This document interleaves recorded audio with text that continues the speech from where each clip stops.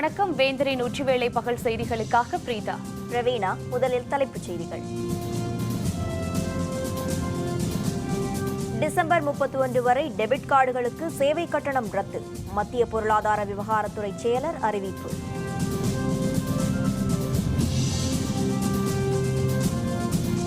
பணத்தாள் விவகாரத்தால் எதிர்க்கட்சிகள் அமளி. 5வது நாளாக நாடாளுமன்றத்தின் இரு அவைகளும் ஒத்திவைப்பு.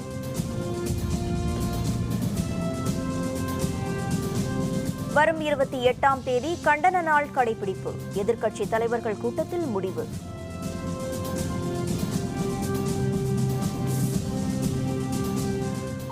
ரூபாய் பணத்தாள்களுக்கு பதிலாக 10 ரூபாய் நாணயங்கள். ரிசர்வ் வங்கி நடவடிக்கையால் மக்கள் ஏமாற்றம். டெபிட் கார்டு பயன்படுத்துவோருக்கு டிசம்பர் 31ஆம் தேதி வரை சேவை கட்டணம் கிடையாது என்றும் அரசு ஊழியர்களுக்கு ரொக்கமாக ஊதியம் வழங்கப்படாது எனவும் மத்திய அரசு அறிவித்துள்ளது. புதுதில்லியில் இன்று செய்தியாளர்களுடன் பேசிய மத்திய பொருளாதார விவகாரத்துறை செயலர் சக்திகாந்த தாஸ், டெபிட் கார்டு பயன்படுத்துவோருக்கு வரும் டிசம்பர் 31ஆம் தேதி வரை சேவை கட்டணம் கிடையாது எனவும் மின்னணு பண பரிவர்த்தனையை விரிவுபடுத்துவதே அரசின் நோக்கம் என்றும் கூறினார். கூட்டுறவு வங்கிகளுக்கு நபார்டு வங்கி மூலம் 21,000 கோடி ரூபாய் அனுப்பப்பட்டுள்ளதாகவும் இதன் மூலம் விவசாயிகளுக்கு பயிர்க்கடன் உள்ளிட்ட சேவைகளில் தடங்கல் ஏற்படாது என்றும் சக்திகாந்ததாஸ் தெரிவித்தார். நாடு முழுவதும் 82,000 ஏடிஎம்கள் புதிய பணத்தாள்களை பெறும் வகையில் மறுசீரமைப்பு செய்யப்பட்டுள்ளதாகவும் 1.55 லட்சம் அஞ்சல் அலுவலகங்கள் மூலம் கிராமப்புற மக்களுக்கு பண விநியோகம் செய்யப்பட்டுள்ளதாகவும் அவர் மேலும் தெரிவித்தார். அனைத்து அரசு அலுவலகங்களிலும் மின்னணு முறையில் மட்டுமே பண பரிவர்த்தனை செய்ய உத்தரவிடப்பட்டுள்ளதாக தெரிவித்த அவர், அரசு ஊழியர்களுக்கு மாத ஊதியம் ரொக்கமாக வழங்கப்பட மாட்டாது என்றும் தெரிவித்தார். நவம்பர் மாத ஊதியத்தை ரொக்கமாக வழங்க வேண்டும் என்று அரசு ஊழியர்கள் ஏற்கனவே கோரிக்கை விடுத்திருந்த நிலையில் மத்திய அரசு இவ்வாறு அறிவித்துள்ளது. The service charges on the use of debit cards up to 31st December 2016. RuPay cards, it was already done. Now on debit cards, the charges being levied by the banks and by the switching charges would stand completely waived. எதிர்க்கட்சிகளின் அழுத்தம் காரணமாக மக்களவைக்கு இன்று பிரதமர் நரேந்திர மோடி வந்திருந்தார். எதிர்க்கட்சிகளின் தொடர் அமளியால் மக்களவை நாளை வரை ஒத்திவைக்கப்பட்டது. 500 மற்றும் 1000 ரூபாய் பணத்தாள்கள் செல்லாது என்ற அறிவிப்பு தொடர்பாக பிரதமர் மோடி நாடாளுமன்றத்தில் விளக்கம் அளிக்க வேண்டும் என காங்கிரஸ் துணைத் தலைவர் ராகுல் காந்தி உள்பட எதிர்க்கட்சியினர் தொடர்ந்து வலியுறுத்தி வருகின்றனர். இந்த நிலையில் எதிர்க்கட்சியினரின் அழுத்தத்தை அடுத்து பிரதமர் மோடி மக்களவைக்கு இன்று வந்தார். எனினும் எதிர்க்கட்சிகளின் கடும் அமளி காரணமாக மக்களவை நண்பகல் 12 மணி வரையும் பின்னர் நாள் முழுவதும் ஒத்திவைக்கப்பட்டது. முன்னதாக செய்தியாளர்களுடன் பேசிய ராகுல் காந்தி, செல்லாத அறிவிப்பு குறித்து நாடாளுமன்றத்தில் விவாதிக்க மத்திய அரசு மறுப்பது ஏன் என கேள்வி எழுப்பினார். பிரதமர் மக்களவைக்கு வந்திருந்தும் விளக்கம் அளிக்கவில்லை என்று அவர் குறிப்பிட்டார். Congress party wants the debate under adjournment motion. There are 200 MPs who are standing outside today who want a debate to be allowed in the Lok Sabha. We have put an adjournment motion. The government is scared to allow us an adjournment motion. That is the fact. The Prime Minister has come there because we've said he is not coming. He's come there and sat down. What does that mean? Let the debate happen. Let him sit through our debate. பணத்தாள் விவகாரம் தொடர்பாக பிரதமர் மோடி நாடாளுமன்றத்தில் விளக்கம் அளிக்க வேண்டுமென எதிர்க்கட்சியினர் வலியுறுத்தினர். கூச்சல் குழப்பம் காரணமாக மாநிலங்களவை இருமுறை ஒத்திவைக்கப்பட்டது. மாநிலங்களவை இன்று காலை கூடியதும் பணத்தாள் விவகாரம் தொடர்பாக பிரதமர் விளக்கம் அளிக்க கோரி காங்கிரஸ் கட்சி மூத்த தலைவர் குலாம் நபி ஆசாத், மார்க்சிய கட்சி பொதுச் செயலர் சீதாராம் யெச்சூரி உள்பட எதிர்க்கட்சியினர் வலியுறுத்தினர். பணத்தாள் பிரச்சினை தொடர்பாக மாநிலங்களவையில் விவாதிக்க தயார் என துணைத் தலைவர் குரியன் அறிவித்தார். ஆனால் இதனை ஏற்காத எதிர்க்கட்சியினர் தங்களது கோரிக்கையை வலியுறுத்தியதால் மாநிலங்களவையில் கூச்சல் குழப்பம் ஏற்பட்டது. இதையடுத்து மாநிலங்களவை முதலில் பகல் 12 மணி வரையும் பின்னர் 2 மணி வரையும் ஒத்திவைக்கப்பட்டது.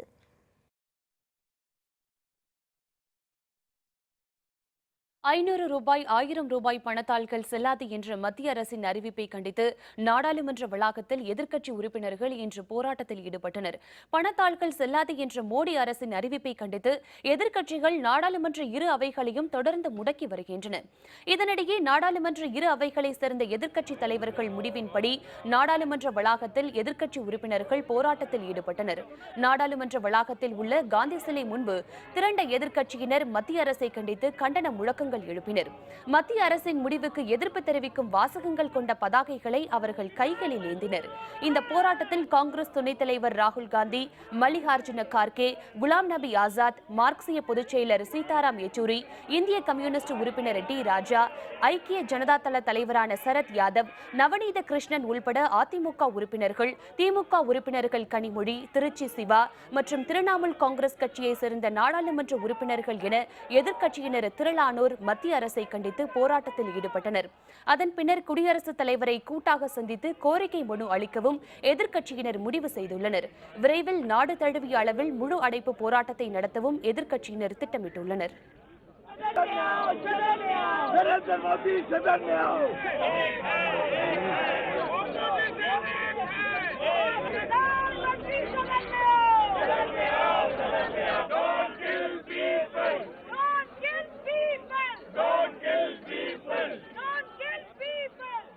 वो उनका कहना है, क्योंकि वो मास्टर है हमेशा ऐसे जो लोगों में भ्रम पैदा करना, झूठ बोलना। अरे हम तो ये कहे हैं कि डिमोनेटाइजेशन के खिलाफ हम नहीं हैं, खिलाफ उसके है जो तरीके आपने अपनाया है और गरीबों को जो तकलीफ हो रही है, छोटे व्यापारियों को तकलीफ हो रही है, डेली वेज अर्नर्स को तकलीफ हो रही है, मजदूर और किसान को हो रही, उसके बारे में हम प्रोटेस्ट कर रहे हैं. பிரதமரின் மதிப்பிழந்த பணத்தாள் அறிவிப்புக்கு எதிர்ப்பு தெரிவித்து வரும் 28ஆம் தேதி கண்டன நாள் போராட்டம் நடத்தப்படும் என எதிர்க்கட்சிகள் அறிவித்துள்ளன. மதிப்பிழந்த பணத்தாள் விவகாரத்தில் அடுத்த கட்ட நடவடிக்கை பற்றி ஆலோசிக்க தில்லியில் காங்கிரஸ் கட்சி தலைமையில் எதிர்க்கட்சிகளின் ஆலோசனைக் கூட்டம் இன்று நடைபெற்றது. கூட்டத்தில் இந்திய கம்யூனிஸ்ட், மார்க்சிய கம்யூனிஸ்ட், திமுக, பகுஜன் சமாஜ், மதசார்பற்ற ஜனதா தளம் உள்ளிட்ட கட்சிகள் பங்கேற்றன. ஆலோசனைக் கூட்டத்தில் மதிப்பிழந்த பணத்தாள் விவகாரத்தில் மத்திய அரசுக்கு எதிர்ப்பு தெரிவித்து வரும் 28ஆம் தேதி கண்டன நாள் கடைபிடிப்பது என்று முடிவெடுக்கப்பட்டது. மாநில அளவில் எந்த வகையான போராட்டங்களை நடத்துவது என்று கட்சிகள் முடிவு செய்து கொள்ளலாம் என்றும் கூட்டத்தில் தீர்மானிக்கப்பட்டது. சென்னை ரிசர்வ் வங்கியில் இன்று முதல் புதிய 500 ரூபாய் பணத்தாள்கள் வழங்கப்படும் என அறிவிக்கப்பட்ட நிலையில் அவர்களுக்கு 2000 ரூபாய்க்கு 10 ரூபாய் நாணயங்களாக வழங்கப்பட்டதால் பொதுமக்கள் ஏமாற்றமடைந்துள்ளனர். இதுகுறித்த விரிவான தகவல்களை தருகிறார் நமது செய்தியாளர் சையத். 500 ரூபாய், 1000 ரூபாய் நோட்டுகள் செல்லாது என அறிவிக்கப்பட்ட நாளிலிருந்து இன்று வரை பழைய 500 மற்றும் 1000 ரூபாய் நோட்டுகளை மாற்றுவதற்காக பொதுமக்கள் பெரிதும் சிரமப்பட்டு வருகிறார்கள். அதிகாலையிலேயே வங்கிகளின் வாசலில் காத்திருந்து 2000 ரூபாயை மற்றும் பெற்று வருகிறார்கள். இந்திய ரிசர்வ் வங்கிக்கு 500 ரூபாய் நோட்டுகள் வந்துள்ள போதிலும் இதுவரை வழங்கப்படாததால் இன்றும் 2000 ரூபாய்க்கு 10 ரூபாய் நாணயங்கள் மட்டுமே வழங்கப்பட்டு வருகிறது. மோடி சார் பண்ணது 100 வந்து கரெக்டான விஷயம்தான். ஆனால் கஷ்டப்படுற மக்களுக்கு வந்து ரொம்ப சிரமமாக இருக்குது. நானும் கஷ்டப்பட்டு கொஞ்சம் கொஞ்சமாக காசு சேர்த்து வச்சுருக்கேன். இப்போ நான் வந்து மாற்றணுன்னா 2000 ரூபாய் தான் தரேன்னு சொல்கிறாங்க. இப்போ அதை கொஞ்சம் உயர்த்தி கொடுக்குற மாதிரி செஞ்சால் மக்களுக்கு கொஞ்சம் சௌரியமாக இருக்கும். பேங்க்கில் போனாலும் வந்து மாற்றத்துக்கு ரொம்ப சிரமம், ஏன்னா இங்கே வந்தாலும் சிரமம். ஒரு ஃப்ரீயாக எதுவும் கிடையாது. நம்ம பணம் எடுத்து மாற்றத்துக்கே வந்து பிச்சை எடுக்கிற நிலைமையாக இருக்குது. இது ரொம்ப கஷ்டமாக இருக்குது எங்களுக்கு. அந்த சில்லறையை எடுத்துன்னு போயிட்டு பாக்கெட்டில் வச்சிங்கன்னா அது ஒரு வெயிட்டாக அதை வந்து மாற்றுறது ரொம்ப கஷ்டமாகுது. ஏடிஎம்மில் எடுக்கலான்னு பார்த்தாலும் அதுவும் மணி கணக்கில் நிற்கிறதா இருக்குது. எங்களுக்கு ரொம்ப கஷ்டமாக இருக்குது. சீக்கிரம் இதுக்கு ஒரு நல்ல தீர்வு காணினாங்கன்னா கொஞ்சம் நல்லா இருக்கும். எப்போதாவது திறக்கப்படும் ஏடிஎம் மையங்களில் 2000 ரூபாய் தாள்கள் மட்டுமே வழங்கப்பட்டு வருவதாலும் சில்லறை மாற்ற முடியாமலும் பொதுமக்கள் பெரிதும் அவதிப்பட்டு வருகிறார்கள். வேந்தர் செய்திகளுக்காக சென்னையில் உள்ள இந்திய ரிசர்வ் வங்கி வளாகத்திலிருந்து ஒளிப்பதிவாளர் சிவாவுடன் செய்யது. சேலத்தில் உள்ள தனியார் வங்கியில் வாடிக்கையாளர்களுக்கு புதிய 500 ரூபாய் பணத்தாள்கள் இன்று விநியோகிக்கப்பட்டது. சேலத்தில் உள்ள கரூர் வைசியா வங்கியின் அனைத்து கிளைகளிலும் புதிய 500 ரூபாய் தாள்கள் விநியோகிக்கப்பட்டு வருகிறது. புதிய 500 ரூபாய் பணத்தாள்களை பெற்றுக்கொண்ட வாடிக்கையாளர்கள் மகிழ்ச்சி தெரிவித்தனர். புதிய 2000 ரூபாய் பணத்தாள்களை மாற்ற இயலாத நிலையில் புதிய 500 ரூபாய் பணத்தாள்கள் கிடைத்துள்ளதாக அவர்கள் தெரிவித்தனர்.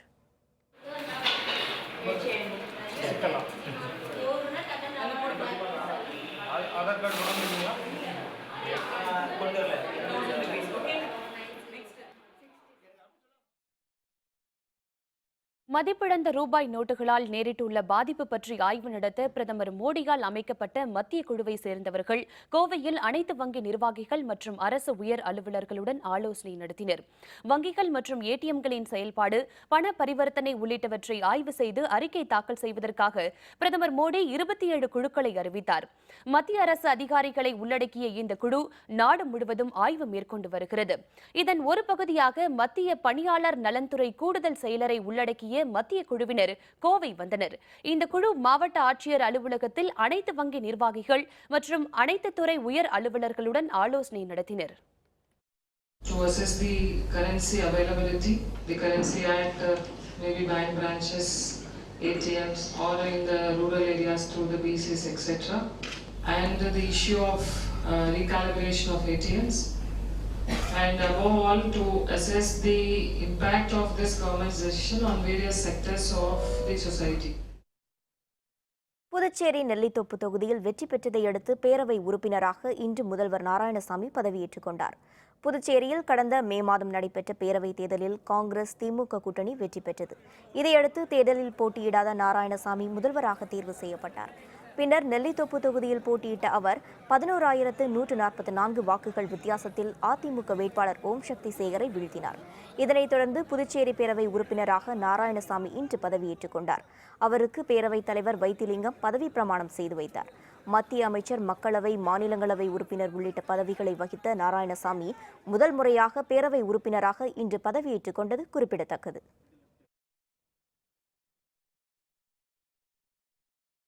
பணத்தாள்கள் செல்லாத அறிவிப்பால் பாதிப்பு. திருப்பூரில் சிறு குறு நிறுவனங்கள் மூடல். விவரம் விளம்பர இடைவேளைக்கு பிறகு.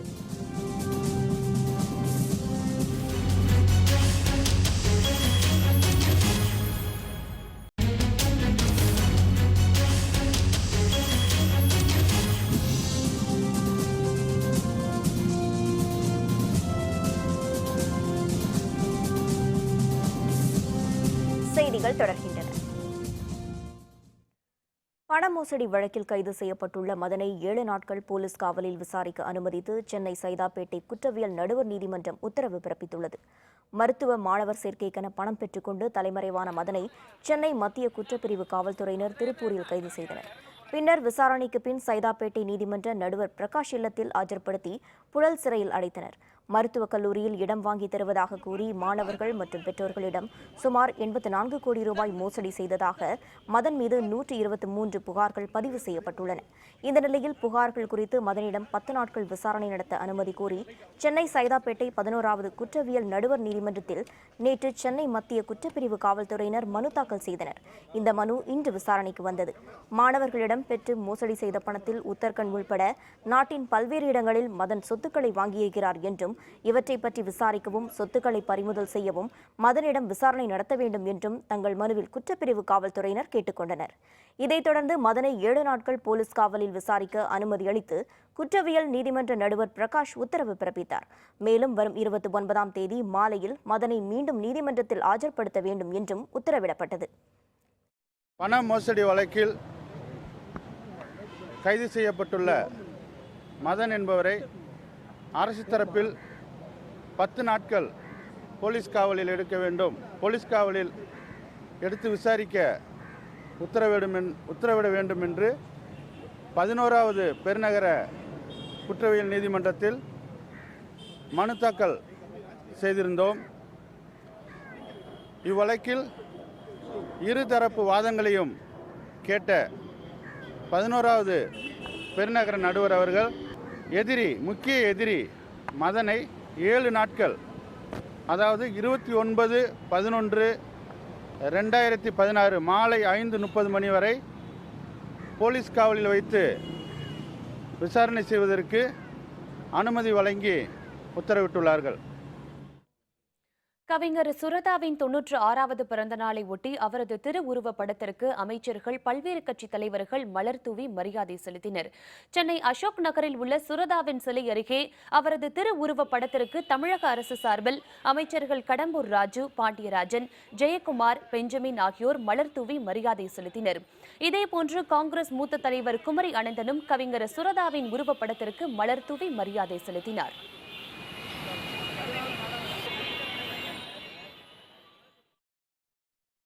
ஆன்லைன் வர்த்தகத்தில் அந்நிய நாட்டு பொருட்களை அதிக அளவில் விற்பனை செய்வதற்காகவே மதிப்பிழந்த பணத்தாள் அறிவிப்பை பிரதமர் மோடி வெளியிட்டுள்ளார் என தமிழ்நாடு வணிகர் சங்கங்களின் பேரவைத் தலைவர் வெள்ளையன் தெரிவித்துள்ளார். தமிழ்நாடு வணிகர் சங்கங்களின் பேரவையின் மாநில அளவிலான மாவட்ட நிர்வாகிகள் கூட்டம் திருச்சியில் இன்று நடைபெற்றது. இதில் பங்கேற்ற வெள்ளையன் பின்னர் செய்தியாளர்களுடன் பேசினார். அப்போது உள்நாட்டு உற்பத்தியாளர்கள் தங்கள் பொருட்களை ஆன்லைன் மூலம் விற்பனை செய்வதை அனுமதிக்காமல் சில்லறை வணிகர்கள் மூலம் விற்பனை செய்ய அனுமதிக்க வேண்டும் என்று அவர் கேட்டுக்கொண்டார். ரூபாய் நோட்டுகள் செல்லாது என்கிற நடவடிக்கை பெரிய மால்கள்லையும் வெளிநாட்டு நிறுவனங்கள்லையும் ஆன்லைன் வணிகத்திலையும் மக்கள் பொருள்களை வாங்கிக் கொள்ள வேண்டும் என்பதற்காக எடுக்கப்பட்ட ஒரு வஞ்சகமான நடவடிக்கை. எங்கள் தமிழ்நாடு வணிகர் சங்கங்களின் பேரவை இதை வன்மையாக கண்டிக்கிறது. மதிப்பிழந்த நோட்டுகள் விவகாரம் தொடர்பாக மத்திய அரசை கண்டித்து தருமபுரியில் அனைத்து தொழிற்சங்கத்தினர் ஆர்ப்பாட்டத்தில் ஈடுபட்டனர். பிரதமர் நரேந்திர மோடியின் அறிவிப்பை கண்டித்து தருமபுரி BSNL அலுவலகம் முன்பு நடைபெற்ற இந்த ஆர்ப்பாட்டத்தில் செல்லாது என்ற அறிவிப்புக்கு கடும் கண்டனம் தெரிவிக்கப்பட்டது. மேலும் தனியார் வங்கிகளுக்கு தாராளமாக பணம் வழங்கப்படுவதை கண்டித்தும் ஆர்ப்பாட்டத்தில் முழக்கங்கள் எழுப்பப்பட்டன. ஆர்ப்பாட்டத்தில் அனைத்து தொழிற்சங்கத்தை சேர்ந்த திரளானோர் கலந்து கொண்டனர். இந்த ரூபாய் நோட்டுகள் மீண்டும் செல்லும் என்று அறிவிக்க வேண்டும். கூட்டுறவு வங்கிகளுக்கு பணத்தை அளித்து அவருடைய விவசாயம் என்பது செழிப்பதற்கு அவர்கள் பணத்தை திருப்திகரமாக எடுத்துக்கொள்வதற்கும் மோடி அரசு வழிவகை செய்ய வேண்டும். இன்றைக்கு அனைத்து தொழிற்சங்கங்களும் இந்தியா முழுவதும் இப்படிப்பட்ட ஆர்ப்பாட்டத்தில் பெருமளவில் பங்கேற்றிருக்கிறார்கள். கீழ்பவானி பாசன பகுதிகளில் பொதுப்பணித்துறையின் தவறான நிர்வாகத்தின் காரணமாக 50,000 ஏக்கர் பயிர் சாகுபடி பாதிக்கப்பட்டுள்ளதாக விவசாயிகள் குற்றம் சாட்டியுள்ளனர். ஈரோடு மாவட்டம் பவானிசாகர் அணையிலிருந்து இந்த ஆண்டு பாசனத்திற்கு கீழ்பவானி வாய்க்காலிலிருந்து நீர் திறக்கப்படாததால் 50,000 ஏக்கரில் பயிர் சாகுபடியின்றி தரிசாக உள்ள நிலையில் வடகிழக்கு பருவமழையும் பொய்த்து போனதால் இதனை நம்பி பயிரிடப்பட்டுள்ள தென்னை, மஞ்சள், கரும்பு உள்ளிட்ட பயிர்களும் கருகி வருவதால் விவசாயிகள் கவலையடைந்துள்ளனர். மேலும் பொதுப்பணித்துறையினரின் தவறான நீர் நிர்வாகத்தின் காரணமாகவே அறுவடை நிலையில் இருந்த பயிர்கள் கருகுவதாக விவசாயிகள் குற்றம் சாட்டியுள்ளனர். நெல்லிருந்து எல்லாம் கரும்புக்கு மாறினாங்க. ஏன்னா தொடர்ந்து தண்ணி வந்த காலகட்டத்தை நம்பி. ஆனால் திடீர்னு தண்ணி டேமுக்கும் தண்ணி வரல. அடுத்து அந்த குறைவான தண்ணியும் நிர்வாகத்தை கரெக்டாக அரசு அதிகாரிகள் செய்யாதனால அந்த கரும்பு விவசாயமும் காஞ்சு ஒரு பெரிய அளவில் ஒரு நஷ்டத்துக்கு இந்த விவசாயி ஆளாகிட்டாங்க. வேலூர் மாவட்டம் ராணிப்பேட்டை அருகே சிப்காட்டில் செயல்பட்டு வரும் தனியார் பள்ளிக்கு சொந்தமான பேருந்தில் தீப்பற்றி கொண்டதில் பேருந்து முற்றிலும் எரிந்து சேதமானது. ராணிப்பேட்டை சிப்காட்டில் தனியார் மெட்ரிக் மேல்நிலைப் பள்ளி இயங்கி வருகிறது. இந்த பள்ளி வளாகத்தில் மாணவர்களை அழைத்து வர பயன்படுத்தப்படும் பேருந்து ஒன்று நிறுத்தி வைக்கப்பட்டிருந்தது. இந்நிலையில் அதிகாலையில் இந்த பேருந்தில் திடீரென தீப்பற்றி கொண்டது. இதுபற்றி தகவல் அறிந்து விரைந்த தீயணைப்புத் துறையினர் போராடி தீயை அணைத்தனர். எனினும் பேருந்து முற்றிலும் எரிந்து சேதமானது. இதுபற்றி காவல்துறையினர் வழக்கு பதிந்து விசாரித்து வருகின்றனர். மறைந்த கர்நாடக இசைக்கலைஞர் பாலமுரளி கிருஷ்ணாவின் இறுதி சடங்கு இன்று பிற்பகல் நடைபெறுகிறது. புகழ்பெற்ற கர்நாடக இசைக்கலைஞரான டாக்டர் பாலமுரளி கிருஷ்ணா உடல்நலக்குறைவு காரணமாக சென்னையில் நேற்று காலமானார். அவருக்கு வயது 86. கத்தீட்ரல் சாலையில் உள்ள அவருடைய இல்லத்திலிருந்து இன்று பிற்பகல் 3 மணிக்கு இறுதி ஊர்வலம் புறப்பட்டு பெசன்ட் நகர் மின்மயானம் சென்று அங்கு இறுதி சடங்குகள் நடைபெறும் என குடும்பத்தினர் தெரிவித்துள்ளனர். இல்லத்தில் வைக்கப்பட்டுள்ள டாக்டர் பாலமுரளி கிருஷ்ணாவின் உடலுக்கு தலைவர்களும் இசை மற்றும் திரைப்பட கலைஞர்களும் அஞ்சலி செலுத்தி வருகின்றனர். அவருடைய மறைவுக்கு இந்திய கம்யூனிஸ்ட் கட்சியின் தமிழ் மாநில குழுவின் சார்பில் அஞ்சலியை செலுத்திக் கொண்டிருக்கிறோம். இதுபோல் ஒரு இசைக்கலைஞர் இல்லை என்று பெருமையாக இந்தியா சொல்லிக்கொள்ளும் அளவுக்கு திறமை வாய்ந்தவர். இந்த வீட்டுக்கு பல முறை அவரிடம் இசை பேச்சை கேட்டு வாங்கி சென்றவன் நான். இப்படியும் ஒருவர் வாழ்ந்தார், இசைத்தார் நமக்காக என்று சொல்லி நம்ப வைக்க வேண்டும் வருங்காலத்தை. பகவானுடைய அனுகிரகத்தினால அவருக்கு இருந்த அந்த திறமையை பற்றி நான் எதுவும் சொல்ல வேண்டாம். எல்லாரையும் யாராக இருந்தாலும் ஒரு சங்கீத இதில் பந்தப்பட்ட யாராக இருந்தாலும் அவர் பழகிறதும் பேசுகிறதும் சிரிச்சுண்டு பேசுகிறது. கர்நாடக சங்கீதத்துக்கு இந்த மாதிரி ஒரு பெரிய ஒரு நமக்கு நஷ்டமாக இருக்குது. இசையில் ஒரு அபூர்வ பிறவி அவருக்குள்ளே எவ்வளோ ஞானம் இருந்துச்சுங்களா எனக்கு தெரியாது, கேள்விப்பட்டிருக்கேன், அவ்வளோதான். அவருடைய மறைவு இசை உலகத்திற்கு ஒரு மிகப்பெரிய ஒரு இழப்பு.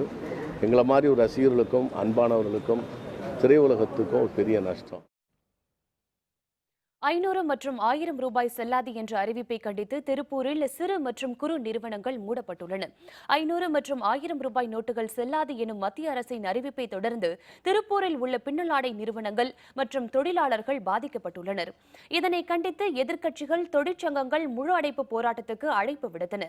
இதற்கு சிறு மற்றும் குறு பின்னலாடை சங்கங்கள் இந்த முழு அடைப்பிற்கு ஆதரவு தெரிவித்துள்ளன. திருப்பூரில் 1000க்கும் மேற்பட்ட சிறிய மற்றும் நடுத்தர நிறுவனங்கள் இன்று மூடப்பட்டுள்ளன. இதன் காரணமாக ஆயிரக்கணக்கான தொழிலாளர்கள் வேலை இழந்துள்ளனர். கடந்த 10 நாட்களில் திருப்பூரில் 500 கோடிக்கு உற்பத்தி பாதிப்பும் 750க்கும் மேற்பட்ட சிறிய மற்றும் நடுத்தர நிறுவனங்கள் தொழிலாளர்களுக்கு விடுமுறை அளித்துள்ளதால் தொழிலாளர்கள் வேலையின்றி பாதிக்கப்பட்டுள்ளனர். திருப்பூரில் இன்றைக்கு ஏறத்தாழ 80% ஆலைகள் மூடப்பட்டிருக்கிறது. பெரும்பாலான கடைகள் மூடப்பட்டிருக்கிறது. ஒரு சில இடங்கள் கடைகள் இயக்கப்பட்டிருந்தாலும் சில இடங்கள் வேலை செய்திருந்தாலும் கூட இன்றைக்கு இந்த போராட்டத்திற்கு ஒரு பெரும் ஆதரவு கிடைத்திருக்கிறது என்பதை நாங்கள் தெரிவித்துக் கொள்கிறோம். நீலகிரி மாவட்டம் உதகமண்டலத்தில் அடுத்த ஆண்டு நடைபெறவுள்ள மலர் கண்காட்சி விழாவுக்கான ஏற்பாடுகள் துரிதமாக நடைபெற்று வருகின்றன. உதகமண்டலத்தில் ஆண்டுதோறும் கோடை காலத்தில் நடைபெறும் மலர் கண்காட்சி சுற்றுலா பயணிகளிடம் மிகுந்த வரவேற்பை பெறுவது வழக்கம். அதன்படி அடுத்த ஆண்டு மே மாதம் நடைபெறும் மலர் கண்காட்சி விழாவுக்கான ஏற்பாடுகளில் தோட்டக்கலைத்துறையினர் முனைப்பு காட்டி வருகின்றனர். அரசு தாவரவியல் பூங்காவில் பல ஆயிரம் பூக்களின் விதைகளை நடவு செய்யும் பணியில் தொழிலாளர்கள் ஈடுபட்டு வருகின்றனர். 6 மாதங்களுக்கு பிறகு பூக்கும் மலர் செடிகளான பென்சினியம், பெட்டூனியம் உள்ளிட்டவற்றின் நடவு பணியும் முனைப்புடன் நடைபெற்று வருகிறது. மேலும் அண்டை மாவட்டம் மற்றும் வெளி மாநிலங்களில் இருந்தும் வரவழைக்கப்பட்ட மலர் நாற்றுகள் பூங்காவில் உள்ள அலங்கார பாத்திகளில் நடவு செய்யும் பணியில் ஊழியர்கள் ஈடுபட்டுள்ளனர். பெரு நாட்டில் பற்றி எரிகிறது காட்டுத்தீ. 7 மாகாணங்களில் அவசர நிலை பிரகடனம். விவரம் விளம்பர இடைவேளைக்கு பிறகு.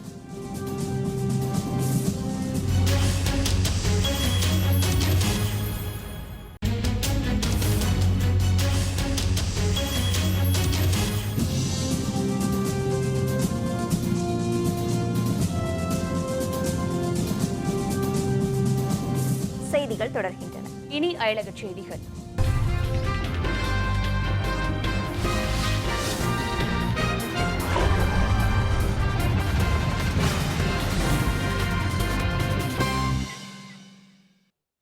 பெரு நாட்டில் உள்ள வனப்பகுதியில் மளமளவென பரவி வரும் காட்டுத்தீயால் 7 மாகாணங்களில் அவசர நிலை உத்தரவு பிறப்பிக்கப்பட்டுள்ளது. பெரு நாட்டில் லம்பைகேவியில் உள்ள வனப்பகுதியில் தென் அமெரிக்காவில் மட்டுமே காணப்படும் ஸ்பெக்டகல்டு பியர் கரடிகள் உள்ளிட்ட எண்ணற்ற வன விலங்குகள் உள்ளன. இந்நிலையில் இந்த வனப்பகுதியில் கடந்த 17ஆம் தேதி திடீரென தீப்பற்றிக் கொண்டது. காற்றின் வேகம் காரணமாக மளமளவென பரவி தீயால் பல ஆயிரம் ஏக்கர் பரப்பளவிலான மரங்கள் சேதமாகின. தீயை கட்டுப்படுத்த தீயணைப்பு வீரர்களும் வனத்துறையினரும் தொடர்ந்து கடுமையாக போராடி வரும் நிலையில் வனப்பகுதிக்கு அருகில் வசிக்கும் மக்கள் பாதுகாப்பான இடங்களுக்கு அப்புறப்படுத்தப்பட்டனர். இந்நிலையில் காட்டுத்தீ காரணமாக 7 மாகாணங்களில் அவசர நிலை உத்தரவு பிறப்பிக்கப்பட்டுள்ளதாக அந்நாட்டு பிரதமர் பெர்னாண்டோ ஜாவாலா அறிவித்துள்ளார்.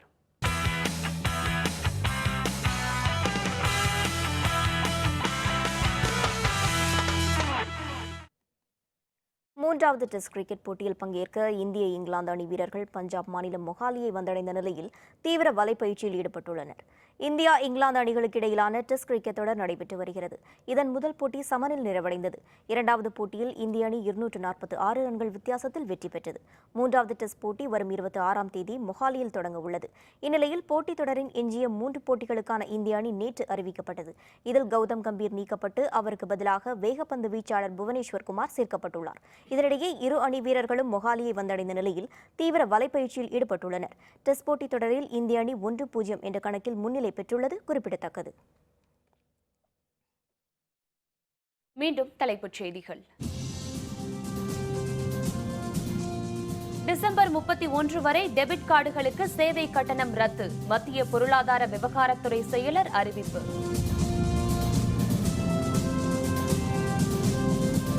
பணத்தாள் விவகாரத்தால் எதிர்க்கட்சிகள் அமளி. 5வது நாளாக நாடாளுமன்றத்தின் இரு அவைகளும் ஒத்திவைப்பு.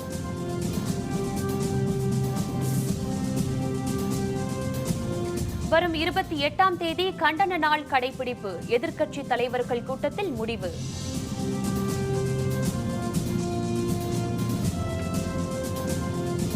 ₹500 பணத்தாள்களுக்கு பதிலாக ₹10 நாணயங்கள். ரிசர்வ் வங்கி நடவடிக்கையால் மக்கள் ஏமாற்றம்.